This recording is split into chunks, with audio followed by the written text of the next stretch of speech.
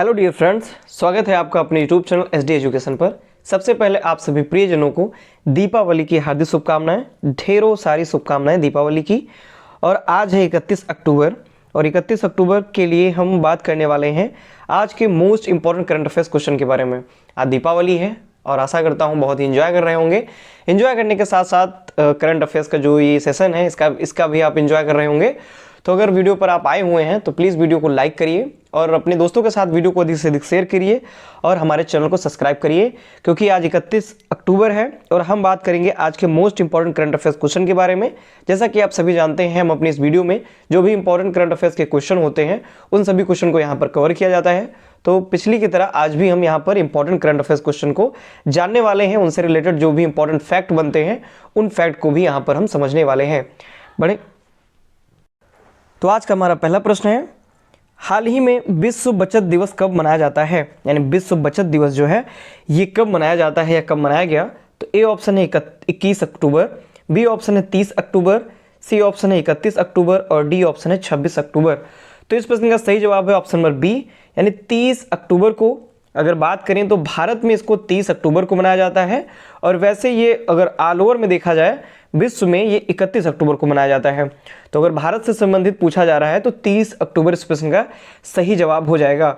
अगर डिटेल में हम यहाँ पर बात करें तो भारत में 30 अक्टूबर को विश्व बचत दिवस मनाया जाता है। हालांकि अंतर्राष्ट्रीय स्तर पर यह 31 अक्टूबर को मनाया जाता है। यानी अगर अंतर्राष्ट्रीय स्तर पर देखा जाए तो इसे 31 अक्टूबर को मनाते हैं, लेकिन भारत में सभी लोग 30 अक्टूबर को इस दिवस को मनाया जाता है। यह अवसर लोगों को उनके खर्च और बचत की आदतों पर विचार करने के लिए प्रेरित करता है। यानी कि जो ये विश्व बचत दिवस है इस दिन किया क्या जाता है कि जो खर्च होते हैं, जो बचत की जाती है, उनकी आदतों पर, जो लोगों की जो आदतें होती हैं उन पर विचार करने के लिए, उनको प्रेरित करने के लिए जो दिवस है ये मनाया जाता है। विश्व बचत दिवस की जो शुरुआत है ये 1924 में अंतर्राष्ट्रीय बचत बैंक कांग्रेस के दौरान हुई थी। यानी कि अंतर्राष्ट्रीय बचत बैंक जो है उसकी एक मीटिंग हुई थी, कांग्रेस सभा समझ लीजिए हुई थी, और उसी के दौरान ये जो विश्व बचत दिवस है इसकी शुरुआत की गई थी। बढ़ेंगे हम अपने अगले क्वेश्चन की तरफ। हमारा अगला क्वेश्चन है, प्रधानमंत्री नरेंद्र मोदी जी ने किस क्षेत्र में 12,850 करोड़ रुपए की परियोजनाओं का उद्घाटन और शिलान्यास किया? यानी किस क्षेत्र में 12,850 करोड़ रुपए की जो परियोजनाएं हैं उनको चालू करने की, उनको लागू करने की जो योजना है वो प्रधानमंत्री नरेंद्र मोदी जी ने उनका उद्घाटन किया है? ए ऑप्शन है शिक्षा के क्षेत्र में, बी ऑप्शन है निजी क्षेत्र में, सी ऑप्शन है स्वास्थ्य क्षेत्र में और डी ऑप्शन है रेलवे क्षेत्र में। तो इस प्रश्न का सही जवाब है ऑप्शन नंबर सी, यानी स्वास्थ्य क्षेत्र में 12,850 करोड़ रुपए की जो परियोजनाएं हैं उनका उद्घाटन और शिलान्यास माननीय प्रधानमंत्री मोदी जी के द्वारा किया गया। डिटेल में अगर हम बात करें, सबसे पहले हम आर्टिकल में देख सकते हैं, PM Modi unveils 12,850 crore health projects on Ayurveda day. यानी आयुर्वेद दिवस जब था, आयुर्वेद दिवस, उसी आयुर्वेद दिवस के मौके पर, उसी आयुर्वेद दिवस के उपलक्ष्य पर 12,850 करोड़ रुपए की जो परियोजनाएं हैं उनका उद्घाटन और शिलान्यास माननीय प्रधानमंत्री मोदी जी के द्वारा किया गया। धनवंती जयंती, जिसे हम आयुर्वेद दिवस के नाम से जानते हैं, तो 9वें आयुर्वेद दिवस पर इसका उद्घाटन किया गया। नई दिल्ली स्थित जो अखिल भारतीय आयुर्वेद संस्थान है वहां पर इसका उद्घाटन किया गया। ये जो परियोजनाएं हैं ये भारत की स्वास्थ्य सेवाओं में महत्वपूर्ण सुधार का प्रतीक है। यानी कि जो ये परियोजनाओं का उद्घाटन किया गया है, शिलान्यास किया गया है, ये सभी परियोजनाएं भारत की जो स्वास्थ्य सेवाएं हैं उनमें एक गुणवत्तापूर्ण सुधार लाएंगी। उच्च गुणवत्ता वाली जो स्वास्थ्य सेवाएं हैं उनको प्रदान करने के लिए प्रधानमंत्री जी ने दृष्टिकोण का ये जो समर्थन है, प्रधानमंत्री जी के दृष्टिकोण का ये समर्थन करती हैं और उन्हीं के द्वारा इन परियोजनाओं का जो ये उद्घाटन किया गया है। अगले प्रश्न की तरफ बढ़ेंगे। नेक्स्ट क्वेश्चन है हमारा, हाल ही में भारत का जो विदेशी मुद्रा भंडार है यानी कि फॉरेन रिजर्व जो है वो घटकर कितने अरब डॉलर हुआ है? यानी कि घट गया है विदेशी मुद्रा भंडार। थोड़ा कह सकते हैं चिंता की बात है, क्योंकि विदेशी मुद्रा भंडार जो होता है काफ़ी अहम भूमिका निभाता है फाइनेंस के क्षेत्र में। तो बात करें कि भारत का जो विदेशी मुद्रा भंडार है वो घट करके कितने अरब डॉलर हो गया है?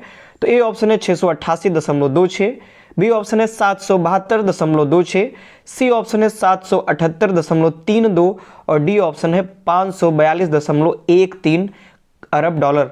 तो इस प्रश्न का सही जवाब है ऑप्शन नंबर ए, यानी 688.26 अरब डॉलर जो है वो भारत का विदेशी मुद्रा भंडार पहुंच गया है घट करके। तो drop in India's foreign exchange reserve to $688.26 billion जो है वो इतना अब हो गया है। बात तो हाल ही में भारत का जो विदेशी मुद्रा भंडार है वो घट करके 688.26 अरब डॉलर हो गया है। भारत के जो विदेशी मुद्रा भंडार में लगभग 2.163 अरब डॉलर की जो कमी है वो आई हुई है, और इतना कमी आने के बाद 688.26 अरब डॉलर अब ये हो गया है। यह जो गिरावट है वो पिछले सप्ताह में 10.746 अरब डॉलर हैं, इसकी महत्वपूर्ण कमी के बाद आई हुई है। भारत का जो सबसे उच्चतम स्तर था विदेशी मुद्रा भंडार का वो सितंबर महीने के अंत में 704.885 अरब डॉलर था, जो कि सितंबर महीने में था, और फिर सितंबर महीने के बाद से लगातार ये डाउन होता गया, और अब इस टाइम पे यानी कह सकते हैं अक्टूबर के टाइम पे, लास्ट अक्टूबर के टाइम पे ये घट करके 688.26 अरब डॉलर हो गया है। अगले प्रश्न की तरफ बढ़ते हैं। नेक्स्ट क्वेश्चन है हमारा, हाल ही में किसने सर्वश्रेष्ठ पुरुष फुटबॉल खिलाड़ी के लिए बैलोन डियोर पुरस्कार जीता? यानी कि अभी फुटबॉल के क्षेत्र में बैलन डियोर का जो पुरस्कार है वो दिया गया, जिसमें मेल प्लेयर्स जो होते हैं और फीमेल प्लेयर जो होते हैं इनको अलग अलग दिया जाता है। तो पुरुष फुटबॉल खिलाड़ी का जो बैलन डियोर का खिताब है वो किसने जीता हुआ है? तो ए ऑप्शन है एमिलियानो मार्टिनेज, बी ऑप्शन है किलियन एम्बाप्पे, सी ऑप्शन है एताना बोनमती, और डी ऑप्शन है रोड्री। तो इस प्रश्न का सही जवाब है ऑप्शन नंबर डी, यानी कि रोड्री ने सर्वश्रेष्ठ पुरुष फुटबॉल खिलाड़ी के लिए बैलोन डियोर का जो पुरस्कार है, जो खिताब है वो जीता हुआ है। आप यहाँ आर्टिकल में भी देख सकते हैं, Rodri clinches men's Ballon d'Or 2024 and Bonmati wins it for Spain, यानी कि मेल फीमेल के लिए दिया गया, जिसमें से मेल के लिए रोड्री ने सर्वश्रेष्ठ पुरुष फुटबॉल खिलाड़ी के लिए फुटबॉल का सबसे प्रतिष्ठित बैलन डियोर पुरस्कार इन्होंने जीत लिया है। ये स्पेन के रहने वाले हैं।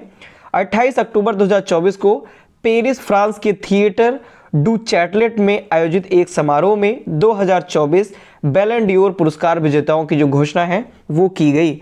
स्पेनिश और मैनचेस्टर सिटी के जो मिडफील्डर रोड्री हैं, इनके लिए यह जो पहला बैलन डियोर पुरस्कार था, यानी कि ये फर्स्ट टाइम बैलन डियोर पुरस्कार जीते हुए हैं। अगले प्रश्न की तरफ बढ़ते हैं। नेक्स्ट प्रश्न भी इसी से बैलन डियोर से ही रिलेटेड है, जो कि पहले वाला था मेल प्लेयर के लिए, यह फीमेल प्लेयर के लिए। तो हाल ही में किस महिला फुटबॉल खिलाड़ी ने महिला श्रेणी का बैलन डियोर पुरस्कार जीता? तो ये ऑप्शन है आशा लता देवी, बी ऑप्शन है एताना बोनमती, सी ऑप्शन है एलेक्स मॉर्गन, और डी ऑप्शन है एलेक्सिया पुटेलस। तो इस प्रश्न का सही जवाब है ऑप्शन नंबर बी, यानी एटेना बोनमटी जो है ये महिला फुटबॉल खिलाड़ी के लिए महिला श्रेणी का बैलन डियोर पुरस्कार जीती हुई हैं। आप यहाँ आर्टिकल में भी देख सकते हैं, ये है एटेना बोनमती, और इन्होंने ही महिला फुटबॉल खिलाड़ी के लिए फुटबॉल का सर्वश्रेष्ठ बैलन डियोर पुरस्कार जीता हुआ है। जो बैलन डियोर का आयोजन है ये 28 अक्टूबर 2024 को पेरिस के फ्रांस के पेरिस के थिएटर डू चैटलेट में इसका आयोजन किया गया। बार्सिलोना और स्पेनिश, यानी बार्सिलोना स्पेनिश महिला फुटबॉल खिलाड़ी हैं एतना बोनमती, इन्होंने अपना लगातार ये दूसरा बैलन डियोर फेमिनिन पुरस्कार है, यानी कि इनका सेकंड पुरस्कार है, और जबकि रोड्री जो थे उनका फर्स्ट पुरस्कार था बैलन डियोर का, ये इनका सेकंड है। इससे पहले ये 2023 में यह जो पुरस्कार हैं ये जीत चुकी हैं। नेक्स्ट क्वेश्चन की तरफ बढ़ेंगे। अगला क्वेश्चन है हमारा, हाल ही में भारत सरकार ने किस देश को सोलर रूफटॉप प्रदान किए? यानी जो सोलर रूफटॉप हैं वो भारत सरकार के द्वारा किस देश को प्रदान किए गए हैं? तो ये ऑप्शन है बांग्लादेश, बी ऑप्शन है श्रीलंका, सी ऑप्शन है नेपाल, और डी ऑप्शन है म्यांमार। तो इस प्रश्न का सही जवाब है ऑप्शन नंबर बी, यानी श्रीलंका को भारत सरकार ने सोलर रूफ टॉप जो है वो प्रदान किए हैं। डिटेल में अगर हम इनके बारे में बात करें तो हाल ही में भारत सरकार ने श्रीलंका देश को सोलर रूफ टॉप प्रदान किए। सौर छत ऊर्जा प्रणाली, यानी इसको अगर हिंदी में बात करें तो इसे सौर छत ऊर्जा प्रणाली के नाम से जाना जाता है।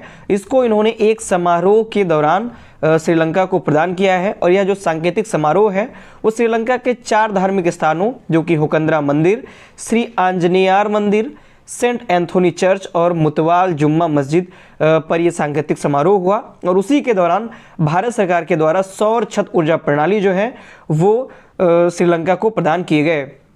ये सारे सौर छत ऊर्जा प्रणाली जो हैं वो श्रीलंका के धार्मिक स्थलों पर लगाए जा रहे हैं, यानी श्रीलंका के जो धार्मिक स्थल हैं उनकी छतों पर ये सारे सौर छत ऊर्जा प्रणाली हैं ये सभी लगाए गए हैं। अगले पॉइंट की तरफ बढ़ेंगे तो श्रीलंका आया है, तो हम मैप में श्रीलंका को देखेंगे। तो आप सभी जानते हैं ये अपना प्यारा भारत है, और भारत का जो इधर दक्षिण तरफ का जो पॉइंट है, दक्षिण तरफ का जो दक्षिण भारत वाला जो क्षेत्र है, उसके जस्ट नीचे यहाँ पर हमको दिखता है श्रीलंका।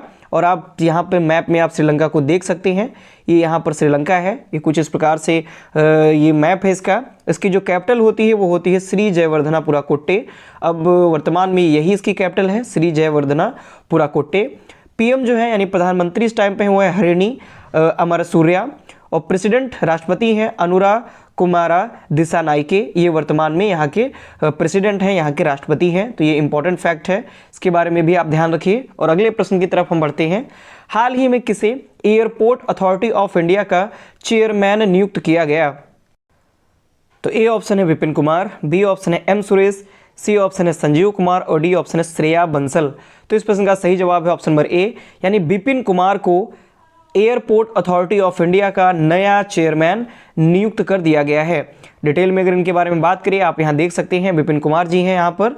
और डिटेल में अगर हम इनके बारे में जानें तो हाल ही में आईएएस विपिन कुमार को एयरपोर्ट अथॉरिटी ऑफ इंडिया यानी एयरपोर्ट अथॉरिटी ऑफ इंडिया यानी एएआई के नाम से भी इसे जानते हैं, तो ऑफ इंडिया का जो चेयरमैन है वो विपिन कुमार को नियुक्त किया गया है।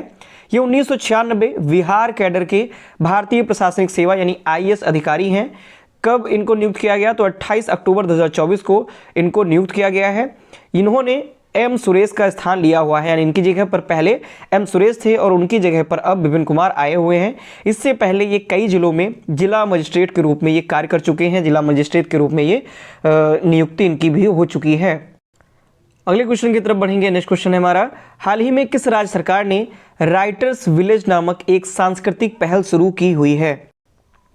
यानी कि राइटर्स विलेज कह सकते हैं, लेखक गांव, ये नाम की जो सांस्कृतिक पहल है किस राज्य सरकार ने शुरू की है? तो ए ऑप्शन है उत्तराखंड, बी ऑप्शन है असम, सी ऑप्शन है हिमाचल प्रदेश, और डी ऑप्शन है उड़ीसा। तो इस प्रश्न का सही जवाब है ऑप्शन नंबर ए, यानी उत्तराखंड राज्य सरकार ने राइटर्स विलेज नामक एक सांस्कृतिक पहल शुरू की हुई है। अगर डिटेल में यहाँ पर हम बात करें तो राइटर्स विलेज जो है वो देहरादून उत्तराखंड में एक नई सांस्कृतिक पहल है जो वैश्विक साहित्यिक और सांस्कृतिक आदान प्रदान को बढ़ावा देती है। इसका जो उद्घाटन है उत्तराखंड के जो मुख्यमंत्री हैं पुष्कर सिंह धामी, उनके द्वारा किया गया। कब? 27 अक्टूबर 2024 को थानों में किया गया। यह जो उद्घाटन है वो 23 से 27 अक्टूबर 2024 तक चलने वाली अंतर्राष्ट्रीय कला, साहित्य और सांस्कृतिक महोत्सव के साथ किया गया। ये 5 दिवसीय जो महोत्सव है इसमें 65 देशों के 300 से अधिक जो लेखक हैं, कलाकार हैं और साहित्यकार हैं, इन सभी ने यहाँ पर भाग लिया हुआ था। उत्तराखंड आया है, मैप में उत्तराखंड को देख लेते हैं। तो यहाँ पर ये उत्तराखंड का मैप है, आप देख सकते हैं उत्तराखंड का मैप, जो कि उत्तर प्रदेश से अपनी सीमा साझा करता है, इधर हरियाणा से, इधर हिमाचल प्रदेश से, और इधर देश चाइना से, और इधर नेपाल से, यानी 2 देशों के साथ ये अपनी सीमा साझा करता है। यानी कि उधर उत्तर की तरफ देखा जाए तो चाइना के साथ, और इधर साइड में अगर देखा जाए तो ये नेपाल के साथ अपनी सीमा साझा करता है। जो कैपिटल है, राजधानी है, वो है देहरादून। वर्तमान में मुख्यमंत्री हैं पुष्कर सिंह धामी, और वर्तमान में जो गवर्नर हैं यानी कि राज्यपाल वो है गुरमीत सिंह। गठन जो है वो 9 नवंबर सन 2000 को हुआ था। उत्तर प्रदेश से ही 13 जिलों के साथ में अलग होकर के ये नया राज्य गठन हुआ था इसका, उत्तराखंड नाम से। पहले इसको नाम जो था वो उत्तरांचल के नाम से जाना जाता था, फिर बाद में नाम परिवर्तित होकर के उत्तराखंड नाम पड़ा। और ये पहले सन 2000 9 नवंबर सन 2000 से पहले उत्तर प्रदेश का हिस्सा था। फिर 9 नवंबर 2000 को ये उत्तर प्रदेश से अलग होकर के नए राज्य के रूप में इसका गठन किया गया था। 13 जिले पहले भी थे, यानी जब ये टूटा था तब ये 13 जिले ही थे, और वर्तमान में भी इस समय भी 13 जिले ही हैं। अगले प्रश्न की तरफ बढ़ते हैं। नेक्स्ट क्वेश्चन है हमारा, हाल ही में पद्मश्री से सम्मानित कनक राजू का निधन हो गया, वो किससे संबंधित थे? यानी किस कला से संबंधित थे जो कि पद्मश्री से सम्मानित कनक राजू जी हैं, इनका अभी हाल ही में निधन हो गया। तो ए ऑप्शन है नृत्य, बी ऑप्शन है गायन, सी ऑप्शन है लेखन, और डी ऑप्शन है इनमें से कोई नहीं। तो इस प्रश्न का सही जवाब है ऑप्शन नंबर ए, यानी कि पद्मश्री से सम्मानित कनक राजू जी का जो निधन हो गया है वो नृत्य से संबंधित थे। डिटेल में अगर इनके बारे में हम बात करें तो आप यहाँ देख भी सकते हैं कनक राजू जी को। और डिटेल में हम बात करें तो हाल ही में प्रसिद्ध गुसाड़ी लोक नृत्यक और पद्मश्री से सम्मानित कनक राजू का निधन हो गया। ये 84 वर्ष के थे और उम्र से संबंधित बीमारियों के कारण 25 अक्टूबर 2024 को इनका निधन हो गया।